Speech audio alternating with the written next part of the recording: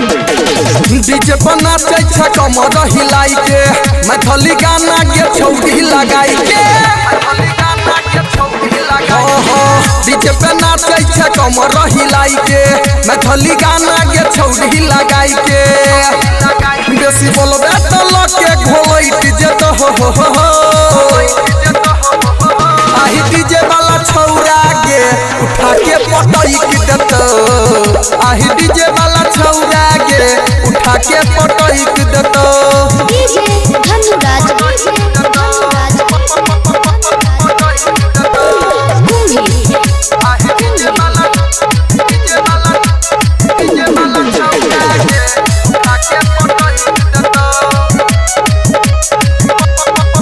बेसी तोहर भोलम छोटाट गे बेसी बढ़ेगा के तो बीच हत पाट गे कम छो बेसी तोहर भोलम छोटाट गे बेसी बढ़ेगा के तो बीच से फाट गे आया सब निकल वाला तार दुनु कइट जत हो आही डीजे वाला छौरा गे उठा के पटैक देत आही डीजे वाला छौरा गे उठा के पटैक देत डीजे धनुराज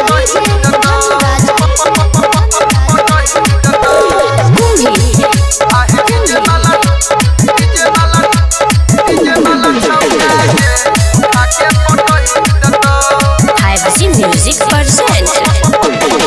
कहे जो तोरा सुन गायक कमलेश गए जिला मधुबनी के राइटर मुकेश गए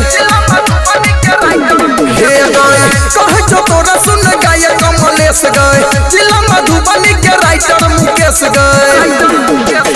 ढाला पकड़ के लटैक जत हो आही डीजे वाला छौरा गे उठा के पटैक देत आही डीजे वाला छौरा गे उठा के पटैक देत डीजे पे नाचै छै कमर हिलाई के मैथिली गाना के छौड़ी लगाई के बेसी बोलबे त लके घोलैट जेत हो आही डीजे वाला छौरा गे उठा के पटैक देत आही डीजे वाला छौरा गे उठा के पटैक देत।